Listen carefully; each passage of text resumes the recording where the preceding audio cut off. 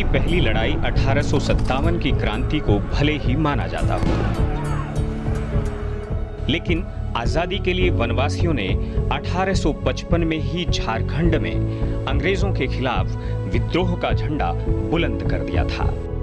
30 जून 1855 को सिद्धू और कान्हू के नेतृत्व में मौजूदा साहेबगंज जिले में भगनाडीही गांव में विद्रोह शुरू हुआ। इस मौके पर सिद्धू ने नारा दिया, करो या मरो, अंग्रेजों हमारी माटी छोड़ो। मौजूदा संथाल परगना का इलाका बंगाल प्रेसिडेंसी के अधीन पहाड़ियों और जंगलों से घिरा था। इस इलाके में रहने वाले पहाड़िया संथाल और अन्य निवासी खेती बाड़ी करके अपनी जिंदगी बसर करते थे और जमीन का किसी को राजस्व नहीं देते थे। ईस्ट इंडिया कंपनी ने राजस्व बढ़ाने के मकसद से जमींदारों की एक फौज तैयार की, जिसने पहाड़िया, संथाल और बाकी निवासियों से जबरन लगान वसूल करने का काम शुरू कर दिया।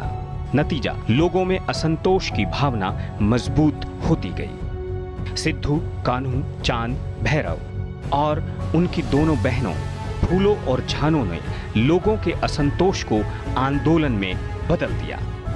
30 जून 1855 400 गांवों के करीब 50,000 आदिवासी भगनाडीही गांव पहुंचे। सभा में घोषणा कर दी गई कि अब वो मालगुजारी नहीं देंगे। इसके बाद अंग्रेजों ने सिद्धू, कान्हू, चांद और भैरव इन चारों भाइयों को गिरफ्तार करने का आदेश दिया।